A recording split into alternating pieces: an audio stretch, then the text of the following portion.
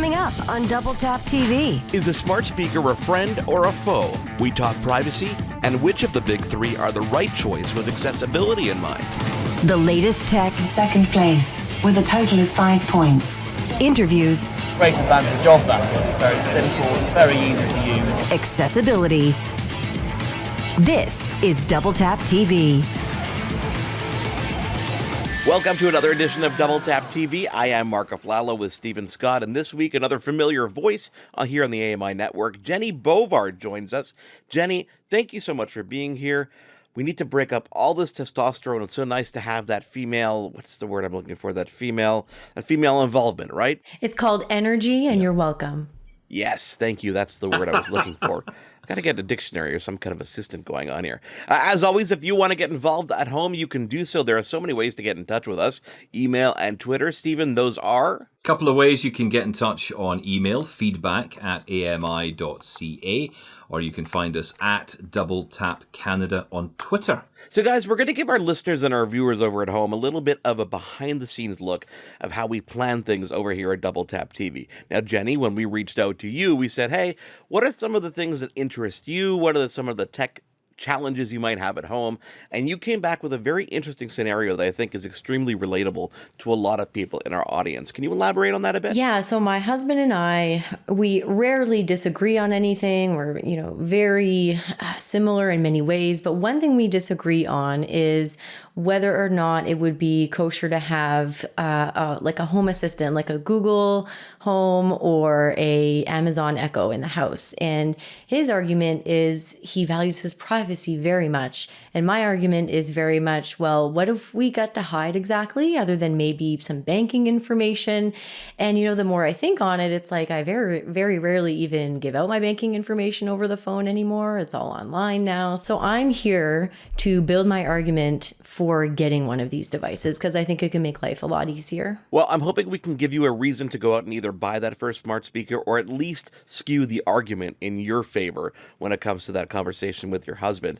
Stephen, now you're a tech enthusiast. I'm sure that you ran out to the store and got that first Amazon Echo Dot when it was released, right? Yeah. I bought the very first Echo Dot, Generation 1, when it would, take the best part of 5 to 10 minutes to respond to the A word to get her to speak. Yeah, my house is literally dotted around with these things. No pun intended, obviously. And they're brilliant. They're absolutely amazing pieces of technology. I totally understand the privacy argument. I've had that thought myself. The key things to remember, though, are, of course, that these devices don't listen to you all the time, in the sense of they don't record what you're saying all the time. They are, in fact, only listening for that wake word, which I can't say because I've got one sitting just beside me and it will, come to life and start answering questions I don't want it to answer. But I think building up the argument is a really important thing. Because, I'm a married man, I like gadgets, I like my tech, and my wife always says, no, you're not getting this, you're not getting that. So we have to come up with solid arguments here, Jennie. So I am with you on this. Guys, when it came for me to make a decision between these different devices, I went with the Echo because it was the more mature ecosystem. I was looking to connect my house, the light switches, my garage, my Ring video doorbell. So for me, it was a no-brainer. My wife looked at me and said, I'm never going to use this. What am I going to use this for? Now she's using it to turn lights on and off, to check who's at the door. She's using it in the kitchen to convert, things like weight in baking instructions, etc., etc. But I can imagine that for someone with visual impairments, there may be even more uses that I'm not thinking about, right? Yeah, they call this ambient computing. So you're essentially speaking into the air and you're getting something back. And this is for everybody. And this is what I love about this product. It is available for everyone. However, there are, of course, huge benefits for blind and partially sighted people. From the very basic things like telling the time or knowing what the weather is, to right up to how to figure out what's in a recipe or read a talking book or, find out what the latest news is or, even read a newspaper through this device as well. All of that is available. Jennie, what's the perfect use case scenario in your home? Is it to automate things and make your house a little bit smarter, or is it just to have someone you can kind of query for questions and answers here and there? I think it would be more the day-to-day stuff, like what's the weather. I walk and bike and bus everywhere, so constantly checking the weather is something that both my husband and I do. In fact, he'll often say, "Hey Jenny, what's the weather today?" Because he thinks it's funny because I always know what the weather is going to be because I have to. But it would be that day-to-day stuff, and I'm constantly multitasking anyway. You mentioned being in the kitchen. I love to bake, so I'll be baking and listening to my true crime podcasts, or I'll be, listening to an audiobook, and I can just see my husband. I can just hear his argument now. Well, you can just go get your smartphone, or, you can go get your iPhone or your tablet and do all the same stuff. But this just makes it that much more efficient, I think. I think my argument is going to be the accessibility piece, where I don't have to be looking around for my phone. I don't have to be changing the brightness or doing whatever depending on what's going on with the light. So I think that's a really good argument for me, is the accessibility piece. Yeah, and look, if you've got a smartphone, we can always use that argument. Yes, we have got smart assistants available there. That actually kind of, therefore, counteracts his argument really easily. If you've already got a smartphone, you've got a smart assistant that is able to listen to you, and, all the privacy concerns that you would have around, having a Dot sitting in your house from Amazon or a Google Home, it's the same argument in my mind. It's still pulling information in so it can mark it back to you. That's what it's there for. Here's a great idea, guys. We get a lot of emails, a lot of tweets, a lot of communication from you guys at home asking about similar situations, wondering which one is the best smart speaker to have, how do they work, how do the skills work, how do you set them up. So we're going to put together something pretty cool. We're going to take a quick break, and when we come back, let's look at a day in the life of Stephen Scott and his Amazon Echo equipped home. This is Double Tap. I am Mark Aflalo with Stephen Scott, and this week we're joined by Jennie Bovard. Thank you guys for being here. We'll take that quick break and be right back here on Double Tap TV. Love Double Tap TV? Listen to AMI Audio for Double Tap Canada every Thursday at 8 p.m. Eastern for news and reviews on everything tech. Welcome back to Double Tap TV. Welcome back to Double Tap TV. I am Mark Aflalo, joined by Stephen Scott, and this week we are joined by Jennie Bovard. Guys, as I alluded to prior to the break, we get a lot of communication, a lot of emails, a lot of people contacting us on Twitter with similar challenges, wondering which one of these smart speakers should they get? How do they work? Which ecosystem is mature? What do we even mean by that? So we decided, since Stephen has been going since day one with the Amazon Echo ecosystem in his home, to see what a day in the life is like with Stephen Scott and his Amazon Echo equipped home. Yeah, thanks, Mark. Let me do all the work for once. Why not? Yeah, do you know what? I love the Amazon Echo. I genuinely do. I think it is an absolute game changer for blind people. And I thought I would give you a bit of a taste of what my day's like using that device.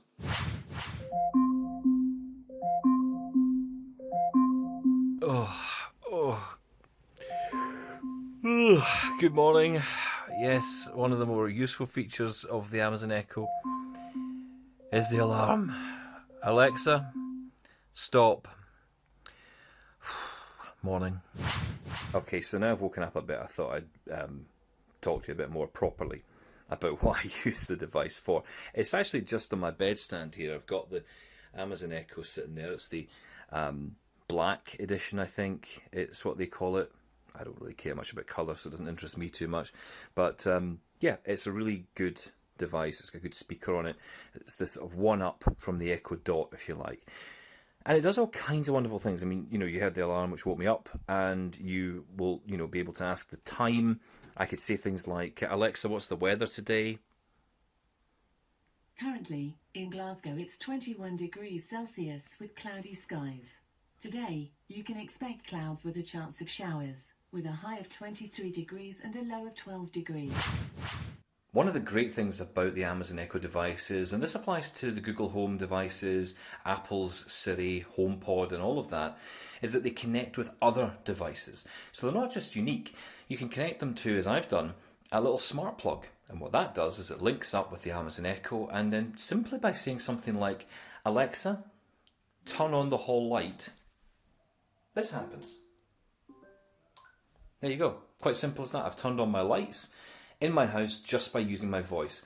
It is so simple to do. And you know what? It's great because not only can I control that in here, I can even control it when I'm outside as well. So let's say I'm on the way home, it's quite late at night, and I want to make sure the house looks nice and bright for me coming in so I don't fall over something, which is more than likely going to happen anyway. But, I'd like to reduce that risk.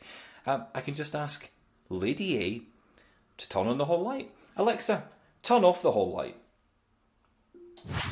Now here I am actually in what you might recognise to be the backdrop of my studio for Double Tap TV, and when I come in here, this is a working environment. It's not a staged set, no matter how good it looks, but actually it's a real working place that I do all my work in. And I've got my little Amazon Echo Dot sitting right beside me all the time. I use it for all kinds of things, and I'll be honest, I'm probably using it for some really basic stuff that loads of people out there use it for all kinds of different things. I love it for really simple stuff like playing music. I mean, I love just saying things like, Lady A, play me the greatest hits of today. Or, Alexa, play me some country music. I like that. Got it. The station, all country, on Amazon Music. Now we're talking. Dolly Parton. How brilliant. Alexa, stop. Well, I hope this has been interesting, learning about all the various things that the Amazon Echo can do. There are literally thousands of skills that this machine has in its store. You'll find all of them in the Amazon Echo Skills app. You can even ask Lady A herself, well, what skills have you got? What games have you got? And, for blind people, games as well. I mean, that's another big area because, of course, it's all audio-based. That's what's brilliant about it. You don't need to see anything. But let's say, I need to go, right, because I have things I need to do. So I'm going to disappear now, but I want to take Lady A with me. Is that possible, do you think? I mean, considering these devices are plugged in, they need Wi-Fi. Well, if you've got a smartphone, as I do right here, then you've got it. So I've got the iPhone right here. It's got Lady A built in, which is just really nice. So if I was wondering how long it was going to take me to get home, I just ask, how long till I get home? Based on current traffic, it'll take about 1 minute to drive to home. Well, that's not bad, is it? 1 minute to get home? It's the joys of working from home. Mind you, 1 minute? That means there must be a snarl up on the stairs. Stephen, every time I see another use case scenario, how somebody else uses their Amazon Echo or their smart speaker, it opens my mind to different ideas and different things I didn't even think of when it comes to using these smart devices. And really, at the end of the day, the options are infinite, aren't they? Absolutely. And that's the great thing. I mean, I've mentioned a couple in that day in the life feature there, but truthfully, there are tons of things you can do with this. And the best thing I would do, if you want to just get a hint on it, even in advance of buying one, go to the Amazon Echo website and just search through the skills. There are thousands of them. Some of them are really funny, like they make poop noises. I quite like that. That's kind of silly at times. That's okay, because blind people like to laugh as well, But yeah, I just kind of like the fun stuff. But, the games I mentioned, all of the other kind of general stuff like weather and date and time. I mean, date, goodness sake. I mean, that was a big one for me. Knowing what date it was, all that is really, really important. Just kind of going back to the conversation of these devices listening in on us, we had a really funny experience around the holidays, and we were at a friend's house and I believe they had a Google Home, and we had it playing a series of Christmas songs and Christmas playlists. And once the Christmas playlist finished, on comes this song that we had just been talking about that had nothing to do with the holidays, nothing to do with the holiday list. It just came on. And I think that went against my argument of, they're not listening all the time because this song that we had been talking about came on. So I'll have to really figure out, my argument around here's how easy it is to stop it from listening in on us. And second of all, Google doesn't care if we make inappropriate jokes. I don't know what he's worried about, to be totally honest. Well, there are actual ways that you can control the privacy settings and make sure that the speakers are not listening to you all the time.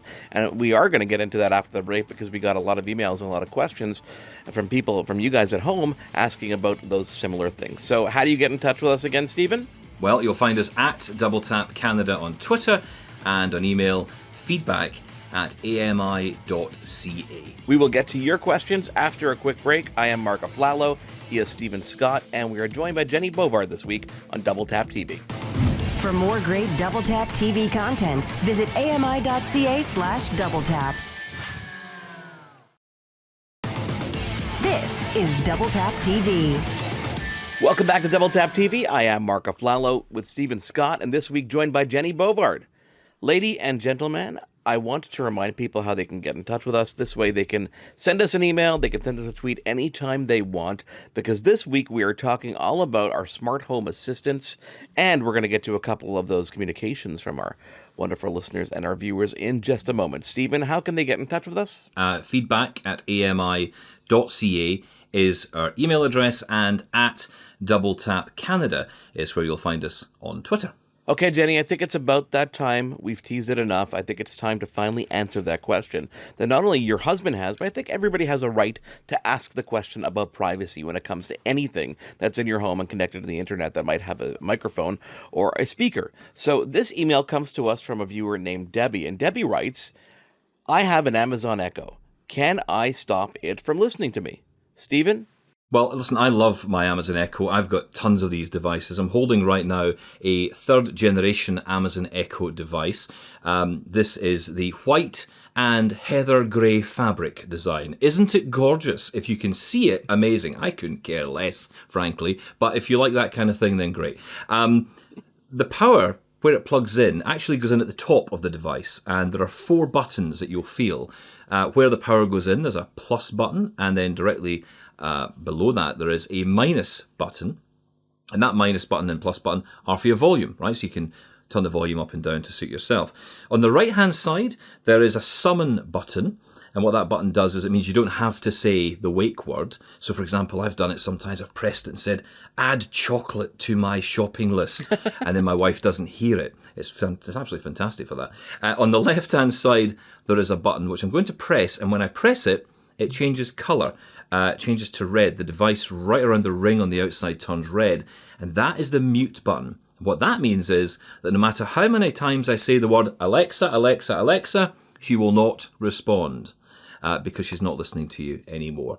And that is how you keep yourself safe with this device at home. Now, on the Google Home, I've got a Google Home Mini right here, which I'm showing you on the camera here. The Google Home Mini that I have has a nice black and gray design. It's got a material kind of cloth design at the top over here. And along the bottom, if you feel along the bottom, you'll have an indent, which is where the power plug goes in. It's a micro USB power plug over here. But to the left of that indent, you've got a toggle switch. And when you toggle that switch to the right, it turns the microphone off. When you toggle that switch to the left, the microphone is on. It doesn't stop the ability to actually tap the top of that speaker and invoke the command, which is Hey Google, which allows you to ask it that question. So you can just tap on the top if you want instead of having to say the word. But you can turn that microphone off, and it guarantees that no information is being transmitted over the internet. Nothing's going back to Google. Now, it's also important to note that Google made some changes to its terms of service, its privacy policy over the last while, where your information can automatically be deleted after a certain period of time. So you can actually access that with your Google account. If you go to google.com/accounts, you can actually control that information right there. It's also worth mentioning that, that's a positive and it's a plus for the Google Home. I still went with the Amazon Echo because of the mature ecosystem and all those skills that are involved. Can I just say though, Mark, on the point about Amazon, you get these Amazon Echo Dots, or the Amazon Echo devices that are slightly larger, bigger speakers that have more, better sound and all the rest of it. But you also get now Amazon Echoes with screens on them. So people who want them can actually call each other, a bit like FaceTime. You can actually have video conversations with people. Now on those devices, for those who might be concerned on privacy as well, there is actually a little on the front of it where the webcam is. You can actually, there's a little slider that actually covers the camera. So it means that you don't have to worry that someone might be able to hack into it and see you while you're eating your toast in your pajamas. You know what? And those are extremely handy in the kitchen, especially if you're using baking directions or any kind of cooking instructions. You can actually see those on the screen, or you can actually hear it talk to you and give you the information right there at your fingertips, plus conversions if you want to convert ounces to liters, etc., etc. Very handy to have in the kitchen. Plus, if it's tied in to other video-enabled devices, for example, your Ring video doorbell, you can actually see who's at the door and or have a conversation with someone there as well. So, Jennie, I'm curious what your take is now. Do you think we're giving you convincing enough arguments to bring to your husband to actually make a difference? Absolutely. I think you're making it a lot easier for me. In fact, I mentioned I'm on vacation. I may use the rest of my vacation to go and like truly build an argument and go out and do some price comparison. I really like the aspect of like the shutter to cover the webcam feature, if that's on there. Yeah. I mean, right now I use like a folded sticky note.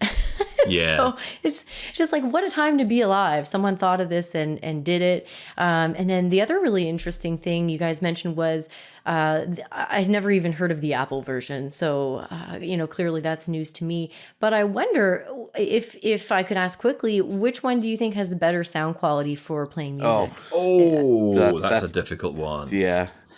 Stephen, I'll let you go first. Okay, well, look, I mean, if you want music, if you only want music on your device, the HomePod is incredible, right? Yeah. That is the Not best only, one. no. Yeah, no, the HomePod that's is... it, but The if HomePod you only definitely want does music, sound amazing. It does sound amazing, but it lacks it's so far behind on all the smart features and that assistant features that it makes an argument against itself. And the Amazon Echoes, some of the newer ones, are doing quite a good job at making sure the sound quality is close enough to being as good as the HomePod. I'll be honest, I think the Amazon Echo is actually a pretty good speaker. The Amazon Echo Plus is good as well. And what a lot of people don't realize is you can actually, and it's funny how they develop it this way, you can buy more than one and you can stereo pair them together. Who'd have thought that they could come up with an idea to make you buy more of these devices? But yes, they have. And that is it. You can buy two of these devices, pair them up, and then you've got a stereo sound system out of it. And I have to say, I've done that with two Amazon Echo Plus devices, and the sound quality is pretty nice. If I had to give you a definitive answer, Jenny, I would definitely choose the Amazon Echo line of speakers. It's got the mature ecosystem that I cannot keep repeating enough because it is compatible with smart switches, smart cameras, smart sprinklers. Any kind of connected device in your home can be controlled with the Amazon Echo. Plus, it's a great speaker. Plus, you've got the searchability, you've got the games. If you've got the video version, you can converse with people at your door. It really is an all-in-one solution that's great, and I think it's far ahead of Google Home and definitely farther ahead than Apple's HomePod. Guys, we got a really interesting Twitter question here, which is, how do you set up these devices? Is it simple? Is it hard?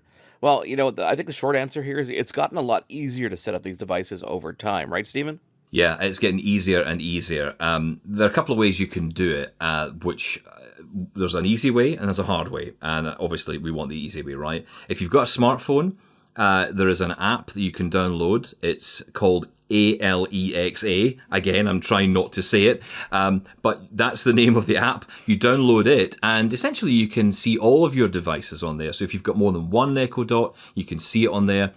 You can set it up from there as well. But interestingly, when I bought my new one, my white and heather grey fabric, it is gorgeous, apparently. I got that, I plugged it into the wall, and it said setting up. And I thought, that's interesting. I've never done that before. Because I thought, I've not done anything yet. I literally, a couple of minutes, it then said ready to be used. And I then went to my phone, my smartphone popped up with a little message saying, tap here to set up. All I had to do was give it a name, and that was it. It was connected to my network. It was ready to go. And, absolutely incredible. It's a really simple thing to set up. And you know what, Jenny? You really have to look because the price of these devices drops sometimes under $30. So if you want to get one of these on sale and kind of sneak it into your house and see if your husband notices, that might be the path of least resistance. I love it, and I wish I could be taking literal notes right now, but I'm trying to take a million mental notes because there's a lot of things you guys are bringing up that I had not even thought of, and it sounds to me like Amazon kind of took, and correct me if I'm wrong, but Google was first and then Amazon came out. It sounds like Amazon really kind of perfected this technology and kind of looked at Google and was like, here's what's missing, here are the bugs, and here's what we can do to make it better. But yeah, I'm sold. I'm sold on Amazon. Jenny, Stephen, thank you so much for being here on this edition of Double Tap TV. If you guys at home want to get in touch, as always, we welcome your emails and your tweets. You can tweet to @DoubleTapCanada, or you can email feedback at AMI.ca. On behalf of Jennie Bovard and Stephen Scott, I am Mark Aflalo. Thank you guys for tuning into Double Tap TV. For more great Double Tap TV content, visit AMI.ca/DoubleTap. Hosted by Mark Aflalo and Stephen Scott. Contributor Jennie Bovard. Editing, Will Latar and Mark Aflalo. Graphics, Will Latar. Integrating Described Video, Ron Rickford. Coordinating Producer, Jennifer Johnson. Director Production, Karen Nye. Director Programming, Brian Perdue. VP Programming and Production, John Melville. President and CEO, David Arrington. Copyright 2019, Accessible Media, Inc.